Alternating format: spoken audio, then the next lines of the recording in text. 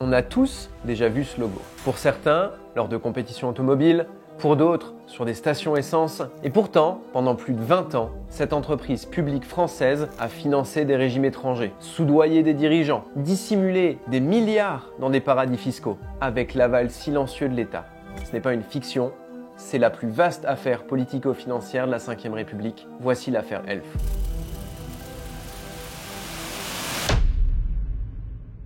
À la fin des années 50, alors que la France se reconstruit et que le monde entre dans l'ère de la dépendance au pétrole, le général de Gaulle pose une exigence stratégique: assurer l'indépendance énergétique du pays. Il refuse que la France dépende des majors anglo-saxonnes qui dominent le marché mondial. Il faut donc créer une entreprise nationale capable d'explorer, produire et négocier du pétrole. Une entreprise qui ne serait pas seulement industrielle, mais aussi diplomatique. Ainsi naît Elf, en 1965, issu de la fusion de plusieurs entités publiques comme la RAP, Régie autonome du pétrole, et l'ERAP, entreprise de recherche et d'activité pétrolière. Elle n'est pas pensée comme une entreprise classique, elle est conçue comme un instrument d'influence. Elf ira là où la diplomatie officielle ne peut pas toujours s'afficher, via ses propres relais et ses hommes de confiance. D'ailleurs, si vous vous posez la question, selon certaines sources, Elf, ça signifierait essence et lubrifiant de France. Mais c'est à prendre avec des pincettes. Derrière cette création, on retrouve la patte discrète de Pierre Guillaumat. C'est un ancien résistant, ancien du BCRA, les services spéciaux gaullistes, ministre des Armées, puis ministre de l'Énergie. Il est l'architecte invisible d'un système comme on n'en a encore jamais vu. Il importe à Elf une culture du renseignement, du cloisonnement, du contrôle indirect. Et autour de lui, il place des anciens des services dans l'organigramme. L'entreprise n'est pas seulement pensée comme une compagnie pétrolière, c'est aussi un bras armé de la diplomatie française secrète. Très vite, Elf devient un acteur clé sur le continent africain. La société signe des contrats d'exploitation et en parallèle soutient discrètement certains régimes et sécurise la présence française dans l'espace postcolonial. Elle est un pilier de ce qu'on appellera plus tard la France-Afrique. Cette politique de continuité postcoloniale permet à la France de conserver une influence déterminante dans la vie politique, économique et militaire de plusieurs pays africains. Elf, dans ce système, agit comme un levier d'influence, en entretenant des réseaux parallèles, en finançant certaines campagnes pour s'assurer de la loyauté des dirigeants en place. Le Gabon devient le laboratoire de cette stratégie. En 1964, lors d'un coup d'État contre le président Léon Mba, la France intervient militairement pour le rétablir. 2 ans plus tard, Elf joue un rôle décisif dans l'ascension d'un jeune ministre de l'Intérieur, Omar Bongo. Il devient président en 1967 avec l'appui d'un triptyque redoutable: Elf, les réseaux Foccart et les services secrets français.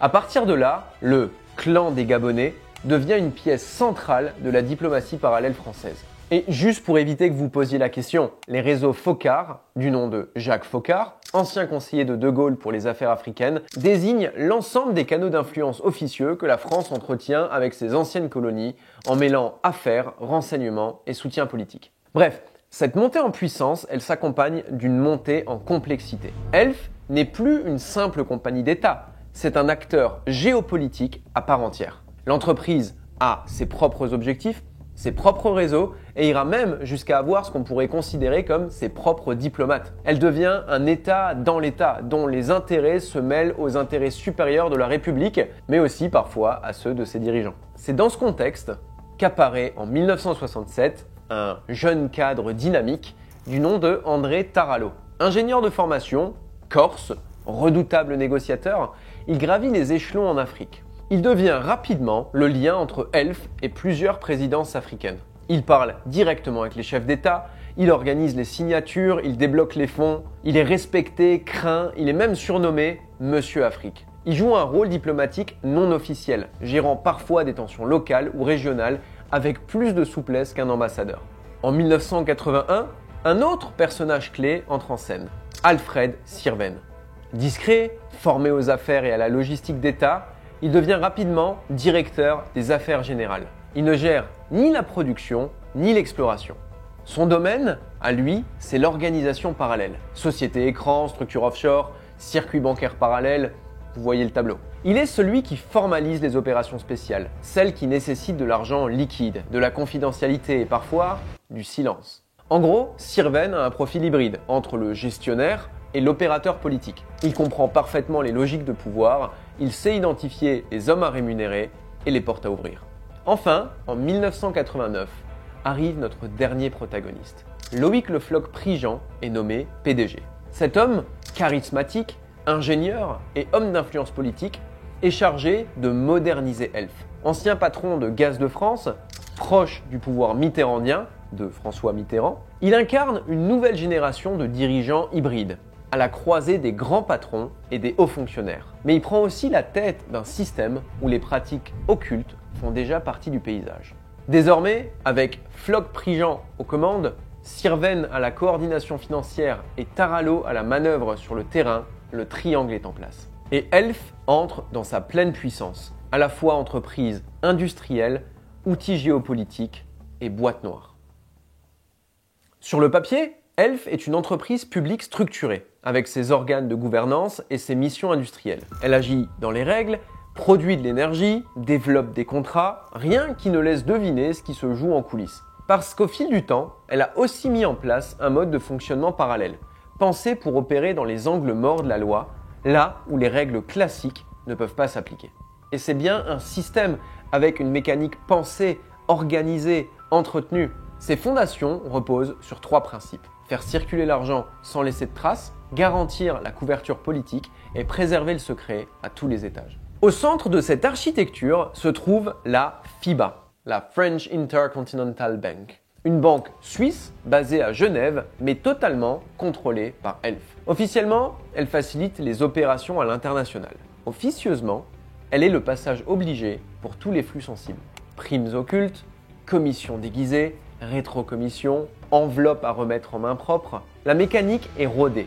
Lorsqu'un contrat pétrolier est signé dans un pays stratégique, une partie des marges est discrètement prélevée. Ces fonds sont d'abord envoyés vers la FIBA, qui joue le rôle de plateforme de transit, puis à partir de là, l'argent commence à se diluer. Dans certains cas, la FIBA alimente directement un réseau de sociétés écrans, des entités sans activité réelle, souvent basées dans des paradis fiscaux, qui permettent de masquer l'identité des bénéficiaires. Dans d'autres cas, les fonds passent par des filiales créées par Elf elle-même, qui n'ont ni bureau, ni salariés, mais qui donnent l'apparence d'une opération légitime. Ces filiales sont enregistrées au Luxembourg, à Jersey ou dans les îles Vierges britanniques. L'une peut encaisser les fonds, une autre les faire transiter et une troisième signer un contrat fictif pour justifier tout ce montage. Chaque étape ajoute un écran de fumée. Et au bout de la chaîne, l'argent est sorti du périmètre officiel, prêt à être utilisé dans des circuits plus personnels. Mais ce système, personne ne l'a improvisé, il a été bâti. Comme cette chaîne YouTube qu'on construit vidéo après vidéo. Alors si notre contenu vous plaît, n'hésitez pas à vous abonner. À Paris, Alfred Sirven est à la manœuvre. Il sélectionne les structures, il coordonne les flux, il rédige des contrats bidons, il sait exactement à quoi sert chaque société, à qui profite chaque virement et surtout comment faire en sorte pour que tout ça reste invisible. Sur le terrain, quant à lui, André Tarallo gère la distribution. Il débloque les fonds, il les remet en main propre aux personnes ciblées. Il négocie parfois directement avec les présidents africains ou leur entourage. Son réseau est tentaculaire. Il connaît chaque interlocuteur, chaque tension locale, il anticipe chaque échéance électorale. Il parle moins comme un cadre pétrolier que comme un émissaire diplomatique non officiel. Dans une confession à l'Express en 1996, Loïc Floch-Prigent dira « Il ne se passe rien dans les pays pétroliers, et en particulier en Afrique, dont l'origine ne soit pas Elf ». L'argent distribué n'a pas toujours la même fonction. Il peut certes s'agir de soutenir un régime ou d'accélérer une signature, parfois même de remercier un allié, mais parfois, il n'a aucune finalité stratégique. Il sert simplement à faire plaisir en entretenant une fidélité ou en finançant un train de vie. On achète des appartements à Paris, on fait livrer des montres de luxe, on paye des séjours à l'étranger ou des travaux dans une villa. Et certaines dépenses sont justifiées par des missions de conseil totalement fictives et d'autres ne sont même pas justifiées du tout. Parce qu'avec le temps, la frontière entre diplomatie parallèle et enrichissement personnel mal disparaît. Et tout cela n'échappe pas à notre PDG. Il ne s'occupe pas des détails, mais il connaît l'existence du système. Il le tolère, puisque parfois il l'utilise pour lui-même, convaincu que c'est le prix à payer pour faire d'Elf un acteur stratégique. Aux yeux de certains, il ferme les yeux, mais aux yeux d'autres, il joue simplement son rôle dans une mécanique ancienne dont de toute façon il n'est pas l'inventeur. À l'intérieur du groupe, ce fonctionnement est connu. Pas dans le détail, mais dans son principe. Les cadres savent qu'il y a deux niveaux, celui des procédures et celui du résultat. Celui qui figure sur les documents et celui qui permet d'obtenir ce que les documents ne peuvent pas demander. Mais personne ne remet ça en cause, parce que ça marche, parce que ça protège et parce que l'État ne dit rien. Certains membres du gouvernement sont informés, des diplomates aussi, parfois même des ministres en exercice. Le système est accepté parce qu'il rend service. Il évite de devoir rendre des comptes tout en assurant des résultats. Elf fonctionne donc comme une entreprise avec deux visages. Un visage propre, technique et réglementaire, et un autre, plus discret, fait d'arrangements, de circuits parallèles et de fidélité entretenue. Un double visage, mais un seul système. Pendant un temps, tout semble fonctionner. Le système est rodé, les circuits sont opaques et les marges sont bien confortables. Chacun connaît son rôle, les codes sont respectés, Elf finance, influence, récompense, on ouvre des portes, on entretient des réseaux, on sécurise des contrats. Mais à mesure que les circuits se multiplient, que les relais se densifient, le système se détache de sa mission initiale. Ce qui devait servir la stratégie française à l'étranger devient une mécanique de détournement banalisée. Ce ne sont plus seulement les chefs d'État africains qui reçoivent des fonds, ce sont aussi les épouses, les intermédiaires, les partenaires, parfois sans raison autre que la fidélité supposée. Et puis, les besoins changent. Ce ne sont plus seulement des négociations ou des alliances à entretenir. Ce sont des appartements à Paris, des villas à Marbella, des terrains en Corse, des œuvres d'art, des billets d'avion en première classe ou de l'argent liquide remis dans des enveloppes et transportés dans des valises. Une chose est sûre, eux, ils n'auraient jamais eu besoin de Jared. Mais pour nous autres, la finance, c'est un sujet qui peut être complexe et pour lequel on peut ressentir le besoin d'être accompagné. C'est pour ça qu'on développe un assistant pour vous aider dans cette tâche. Si le sujet vous intéresse, c'est le premier lien dans la description. Bref, pour toutes ces dépenses, les justifications sont toujours vagues. Conseil stratégique, frais de représentation ou encore contribution à la stabilité régionale, mais tout le monde sait ce qu'il en est.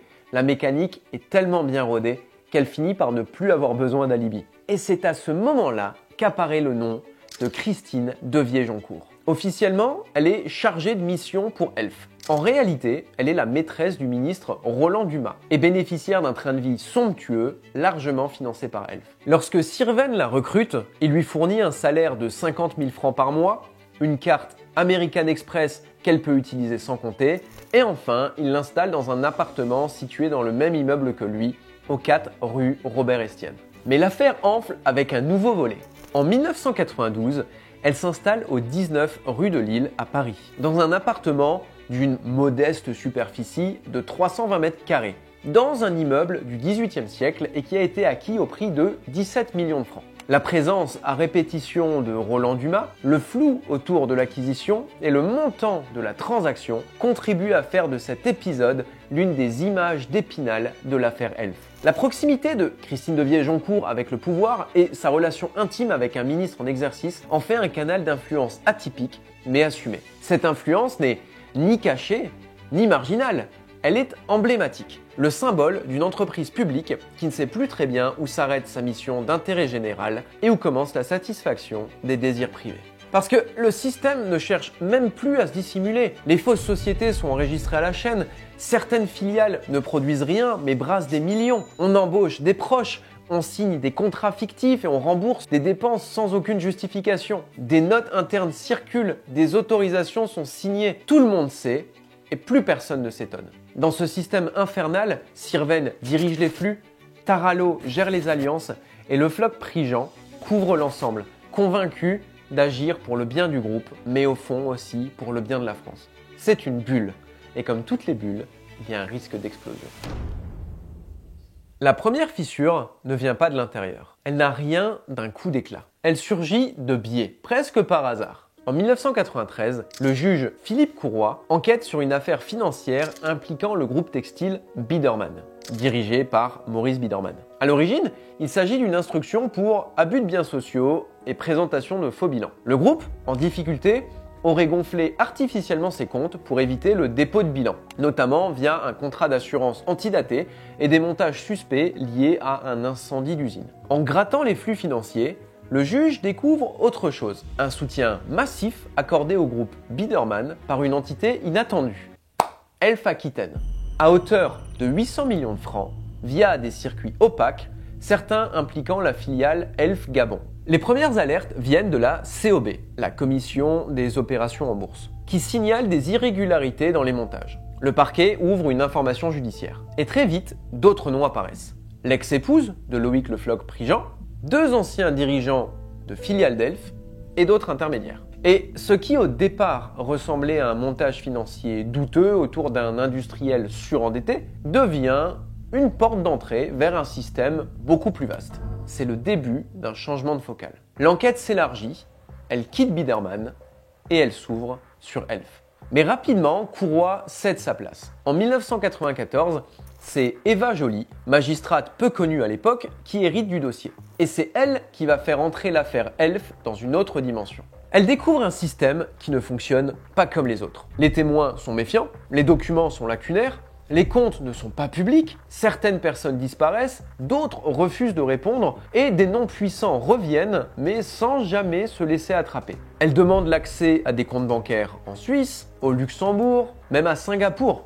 Elle reconstitue des chaînes de contrats, retrouve des fondations fictives et elle se rend compte que certaines filiales n'ont aucune activité, avec pourtant plusieurs millions d'euros en circulation, que les justifications sont incohérentes et que les montages ont l'air d'être beaucoup trop complexes pour être le fruit du hasard. Et pendant ce temps, les protagonistes prennent leur distance. Tarallo nie tout lien direct avec les virements. Je vous l'assure, ce n'est pas moi qui lui ai donné. Le Floch-Prigent multiplie les déclarations floues en parlant de pratiques anciennes ou héritées. Il ne peut pas y avoir un baril qui sort à 4 $ et qui est vendu 100 $ sans qu'il n'existe de la corruption. Mais c'est pas le meilleur. En 1997, alors que l'étau judiciaire commence à se resserrer, Alfred Sirven quitte Genève et entre en cavale. Pendant plus de 3 ans, il échappe à la justice. Activement recherché par Interpol, il sera finalement localisé aux Philippines. Il y sera arrêté le 2 février 2001 pour être extradé vers la France. Et pour l'anecdote, il a avalé la puce de son téléphone portable au moment de l'arrestation. Il devient alors l'un des visages les plus emblématiques de l'affaire, celui d'un homme de l'ombre,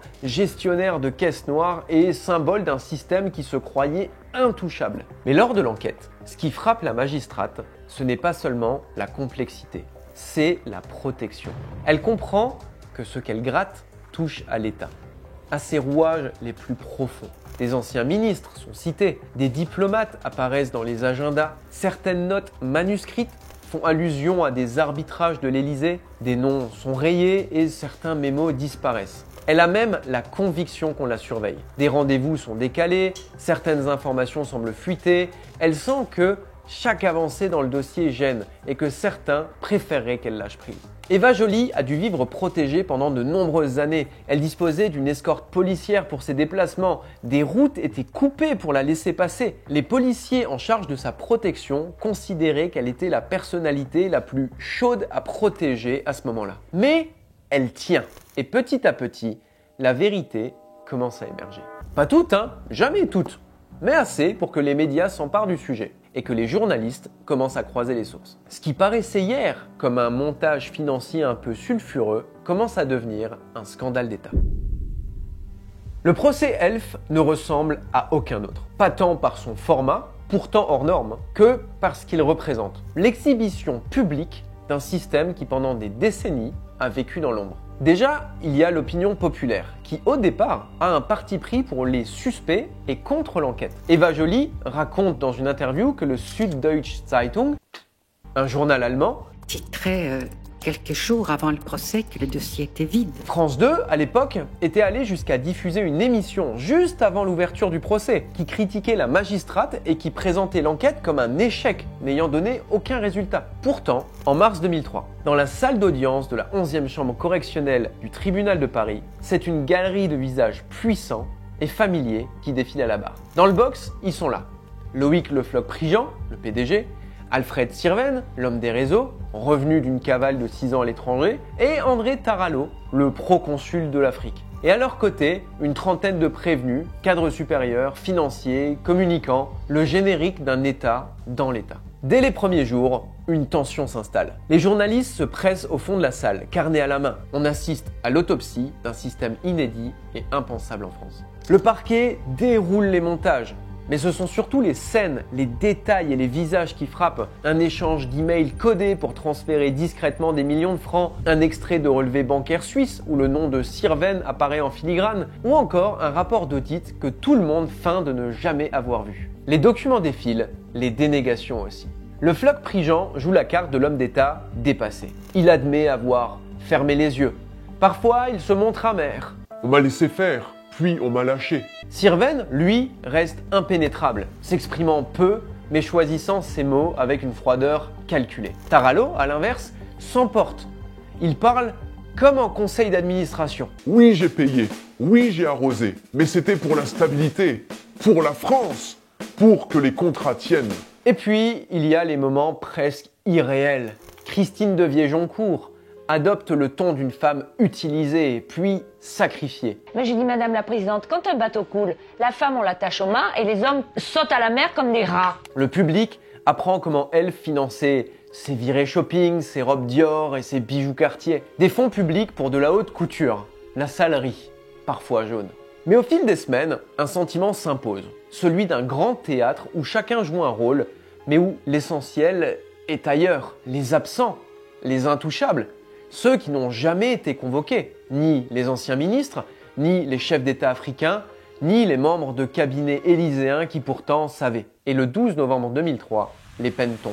Loïc Le Floch Prigent, PDG d'Elf de 1989 à 1993, est désigné comme le premier responsable du système. Il est condamné à 5 ans de prison ferme et 375 000 € d'amende. Le tribunal retient contre lui l'achat d'une luxueuse demeure à Paris, une résidence dans l'Orne, ainsi que le règlement de son divorce avec Fatima Belaïd, le tout financé par Elf. Alfred Sirven, ancien directeur des affaires générales, écope de 5 ans de prison ferme et 1 million d'euros d'amende. Il lui est reproché d'avoir détourné 1,1 milliard de francs à travers un système de sociétés offshore. Il a acheté des biens à Deauville, Ibiza, Chinon, Bruxelles et a conservé une partie des fonds sur des comptes suisses. Il meurt en 2005 à 77 ans, quelques mois après sa libération conditionnelle pour raison de santé. André Tarallo, l'homme des réseaux africains, est condamné en appel à 7 ans de prison ferme et 2 millions d'euros d'amende. Il est écroué immédiatement, mais libéré au bout de 2 mois, là encore pour raison médicale. À la barre,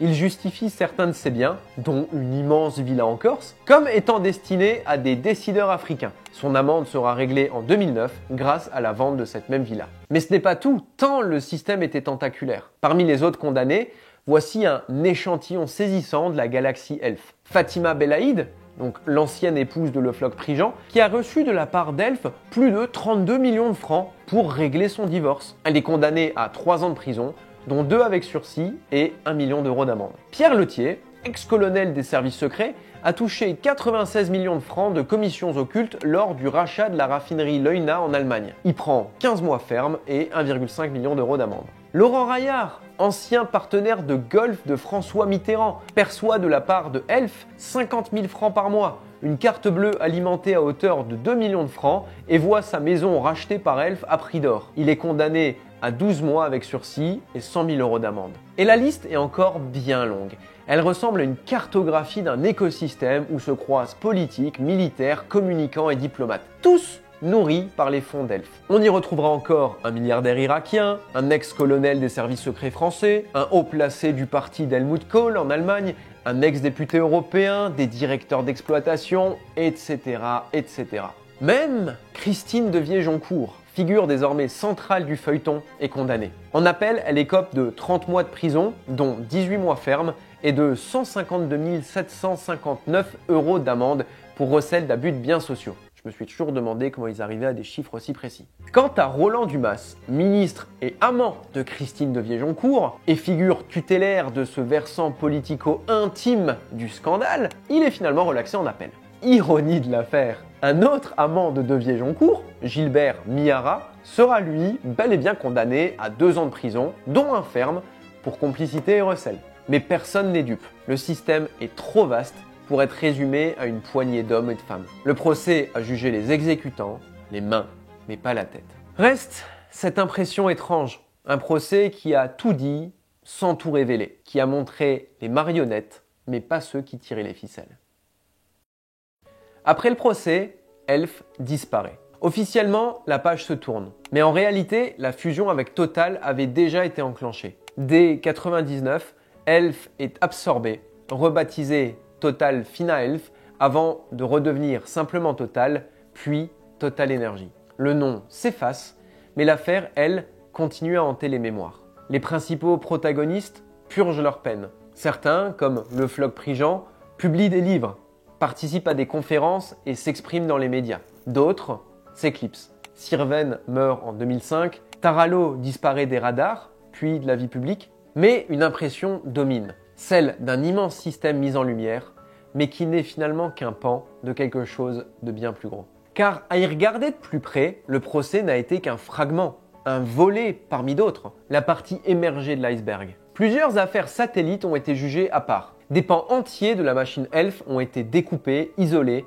et jugés de leur côté. Il y a d'abord eu le volet Roland Dumas, jugé à partir de 2001 et que l'on a partiellement abordé. Accusé de trafic d'influence pour avoir profité des largesses accordées à Christine de Viéjoncourt, il sera condamné en première instance, puis relaxé en appel dans une décision qui a longtemps fait débat. Et puis, il y a eu l'affaire des avions renifleurs. Une escroquerie scientifique à plus d'1 milliard de francs, financée par Elf dans les années 80. Officiellement, il s'agissait d'un procédé révolutionnaire pour détecter le pétrole depuis les airs. En réalité, c'était un mirage pseudo-scientifique monté avec la complicité d'acteurs politiques et économiques de premier plan. Elf a servi de caisse noire pour couvrir l'opération. Une fois encore, l'argent public a servi à nourrir des ambitions privées ou à entretenir des illusions opportunes. Et puis, il y a eu les raffineries Leuna. Ça concernait des pots de vin versés par Elf à des partis politiques allemands dans le cadre de la privatisation des dites raffineries. Au-delà des ramifications de cette méga affaire Elf, certains protagonistes trempaient également dans d'autres scandales. C'était encore le cas de Sirven et de Roland Dumas, avec par exemple l'affaire des frégates de Taïwan. Au total, des dizaines de dossiers éparpillés dans les archives judiciaires racontent tous la même chose. Elf n'a pas dérapé. Elf a été conçu ainsi. Un outil d'influence, une entreprise d'État, mais à double fond. Et pourtant, certains continuent à penser que l'affaire Elf a été volontairement sacrifiée pour éviter qu'elle ne remonte trop haut. D'autres estiment que la justice a fait son travail, mais qu'elle s'est heurtée à un état profond, protégé par les usages, les silences et par le temps. Quant aux pays africains concernés par le système, très peu ont réagi. Les relations avec la France ont continué, le Gabon, le Congo, le Cameroun sont restés des partenaires privilégiés. Pour certains, la France-Afrique, que l'opinion publique croyait ébranlée, a simplement changé de visage. Moins visible, moins assumée, mais toujours bien présente. Enfin, l'affaire Elf n'est sûrement pas un cas isolé. D'autres grandes entreprises françaises ont été éclaboussées par des scandales similaires. Affaires de corruption internationale, financement occulte de partis, diplomatie parallèle par l'économie. Concernant Elf, cette affaire est un moment fondateur de la transparence économique en France. Derrière les coulisses d'un empire pétrolier, c'est tout un pan de l'histoire contemporaine française qui s'est joué. Une histoire de puissance, de loyauté croisée et de secret d'État. Une histoire où l'on ne sait plus très bien où s'arrêtait la République et où commençait le système qu'elle a bâti. Merci beaucoup d'avoir regardé cette vidéo. Si elle vous a plu, n'hésitez pas à vous abonner à la chaîne, mettez un petit pouce bleu et dites-nous en commentaire ce que vous voudriez voir comme prochain sujet. C'était Alexis pour Jared, à bientôt.